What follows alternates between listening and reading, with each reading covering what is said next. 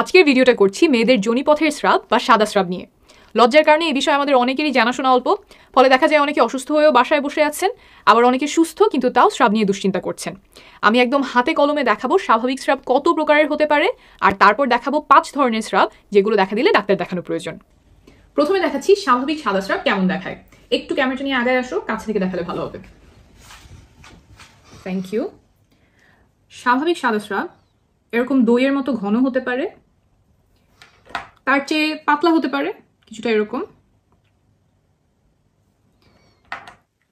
একদম দুধ বা পানির মতো পাতলা হতে পারে, মিশে যাচ্ছে। আবার ডিমের সাদা অংশের মতো কিছুটা জেলির মতো এরকম হতে পারে। এরকম যখন স্রাব যায় তখন দেখতে পারেন যে অনেক সময় স্রাবটা অনেকটুকু টানলেও ভাঙে না, কিছুটা এরকম। তাহলে এখানে দেখলেন যে স্রাব কেমন ঘন হতে পারে। এখন বলি রং কেমন হতে পারে। এইখানে কি কি রং দেখলেন? 2টা রং দেখেছেন। প্রথম 3টা ছিল সাদা, আর তারপরেটা ছিল স্বচ্ছ বা কোনো রং নাই, যে ডিমের সাদা অংশের মতো।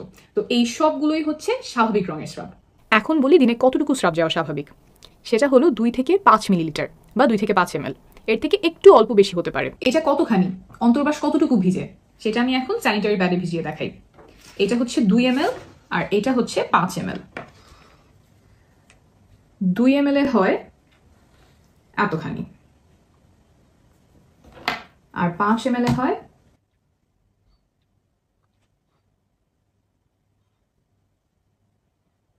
এতখানি। আমি এখানে কমলার জুস দিয়ে দেখিয়েছি যাতে একটু ভালো বোঝা যায়। এখানে কিন্তু দেখতে পাচ্ছেন যেটা অনেক ভেজা আর এটা অনেক অল্প। তো এইটা যার স্রাব এতটুকু যাবে সে মনে করতেই পারে আমার অতিরিক্ত স্রাব যাচ্ছে, কিন্তু এটাও কিন্তু স্বাভাবিক। অর্থাৎ স্রাব এক একজনের এক এক পরিমাণে যেতে পারে।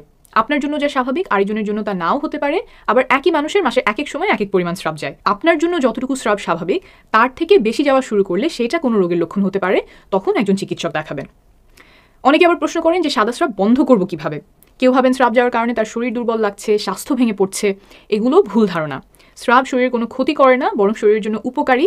স্রাবের 2টা উপকারের কথা বলি। 1, মাসিকের রাস্তা পরিষ্কার রাখতে সাহায্য করে। 2, মাসিকের রাস্তায় ইনফেকশন হওয়া থেকে সুরক্ষা দেয়। সাদা স্রাব বন্ধ করার কোনো প্রয়োজন নাই। স্রাব থাকাটাই স্বাভাবিক। প্রায় সব মেয়েরই স্রাব যায়। স্রাব আপনাকে দুর্বল করবে না, স্বাস্থ্যও ভাঙবে না। স্বাভাবিক স্রাব কেমন হয় সেটা দেখলাম। এখন দেখাবো এমন কিছু স্রাবের নমুনা যেগুলো স্বাভাবিক নয়, রোগের লক্ষণ। প্রথমে এখানে দেখাচ্ছি চাকা চাকা স্রাব। দেখতে সাদা কিন্তু এর মধ্যে চাকা চাকা রয়েছে, দেখতে কিছুটা দই বা পনিরের মতো। এখানে আমি কটেজ চিজ দিয়ে দেখাচ্ছি। এমন স্রাবের সাথে সাধারণত মাসিকের রাস্তায় বেশ চুলকানি হয়, প্রস্রাব করার সময়, সহবাসের সময় ব্যথা হতে পারে, জ্বালা পোড়া হতে পারে। এগুলো এক ধরনের ফাঙ্গাল ইনফেকশনের লক্ষণ। অনেকে এটা ইস্ট ইনফেকশনও বলেন। এই রোগটা কেন হয় বুঝিয়ে বলি। মাসিকের রাস্তায় কোনো কারণে যদি উপকারী জীবাণুর সংখ্যা কমে গিয়ে এক ধরনের ফাঙ্গাসের সংখ্যা বেড়ে যায়, ফাঙ্গাসের নামটা হলো ক্যান্ডিডা, তখন এই রোগ দেখা দিতে পারে। যেমন কোনো অসুস্থতার জন্য আপনি অ্যান্টিবায়োটিক ওষুধ খেলেন, অ্যান্টিবায়োটিক গিয়ে মাসিকের রাস্তায় ভালো ব্যাকটেরিয়াগুলো মেরে ফেললো, আর সেই সুযোগে ফাঙ্গাস অনেক বংশবিস্তার করলো, তখন এই রোগ দেখা দিতে পারে।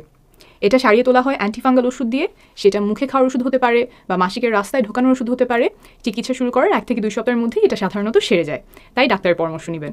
এরপরে যে ধরনের স্রাব দুশ্চিন্তার কারণ সেটা হলো ধূসর বা ছাই রঙের স্রাব। আমি একটু দেখাই কেমন হতে পারে সেই রংটা। কিছুটা এইরকম স্রাব। এই ছাই রঙের স্রাব আনতে আমি কফি, ফুড কালার এবং দই ব্যবহার করেছি।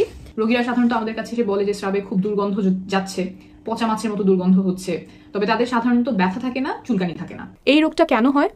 যোনিপথে যেসব ব্যাকটেরিয়া থাকে তাদের মধ্যে যদি কোনো কারণে অনেক অদল বদল হয়, যোনিপথের স্বাভাবিক পরিবেশ নষ্ট হয়ে যায়, তখন এই রোগ দেখা দিতে পারে। এই রোগের চিকিৎসা হয় অ্যান্টিবায়োটিক ওষুধ দিয়ে। সেটাও মুখে খাওয়ার ট্যাবলেট বা মাসিকের রাস্তায় দেওয়ার ক্রিম বা জেল হতে পারে, তাই ডাক্তার দেখিয়ে নেবেন। আর ভিডিও শেষে যোনিপথ সুস্থ রাখতে যেসব জিনিস পরিহার করার পরামর্শ দিয়েছি সেগুলো মেনে চললে এই রোগটা আবার হওয়ার সম্ভাবনা কমবে। এরপরে যে স্রাবটা শঙ্কার কারণ সেটা হলো সবুজ রঙের স্রাব। আমি একটু প্যাডে ঢেলে দেখাই যে কিরকম হতে পারে।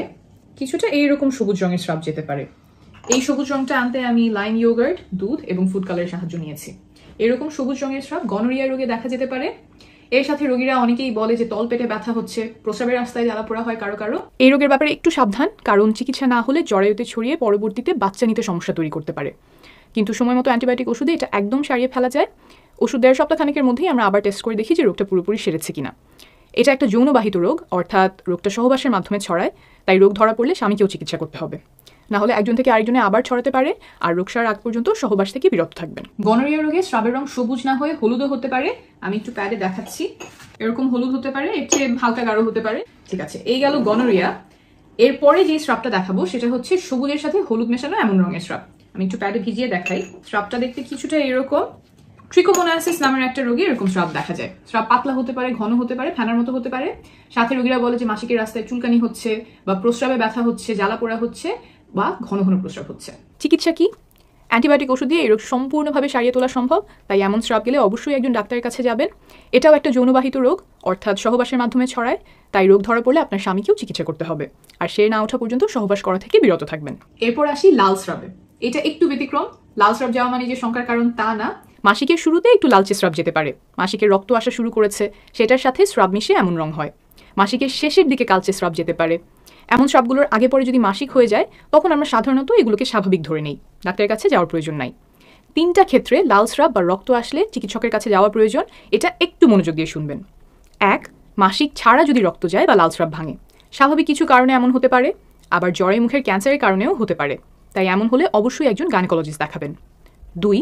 সহবাসের পরে যদি রক্তপাত হয়, সহবাসের সময় মাসিকের রাস্তায় আঘাত পেলে কিছুটা রক্তপাত হতে পারে, ইনফেকশনের কারণে এমন হতে পারে, আবার অল্প কিছু ক্ষেত্রে জ্বরে মুখের ক্যান্সার বা যোনিপথের ক্যান্সারের কারণেও হতে পারে, তাই এই ক্ষেত্রেও একজন গাইনোকোলজিস্ট দেখিয়ে নেওয়া শ্রেয়। 3. মাসিক বন্ধ হয়ে যাওয়ার পরে, সাধারণত যাদের বয়স 45-এর উপরে এবং 1 বছর ধরে মাসিক হয় না, তাদের মেনোপজ হয়ে গেছে বলেই আমরা ধরে নিই। এর পরে অর্থাৎ মেনোপজের পরে বা মাসিক বন্ধ হয়ে যাওয়ার পরে কোনো ধরনের রক্ত যাওয়া, যদি সেটা একবারের জন্য হয়, খুব সামান্য পরিমাণেও হয়, রক্তের মতো দেখতে নাও হয়, গোলাপি হয়, কালচে হয় বা বাদামি হয়, তাও চিকিৎসকের কাছে যাবেন, কারণ এটা জ্বরের ক্যান্সারের লক্ষণ হতে পারে। যদি ক্যান্সার হয়ে থাকে তাহলে যত দ্রুত ধরা যায় তত ভালোভাবে তার চিকিৎসা করা যায়। তবে এমন হলেই ঘাবড়ে যাবেন না, ক্যান্সার ছাড়াও আর অন্যান্য অনেক কারণে এমন হতে পারে, যেমন জ্বরে মুখের পলিপ, কিন্তু এটা হেলাফেলা না করে একজন গাইনোকোলজিস্টের শরণাপন্ন হবেন।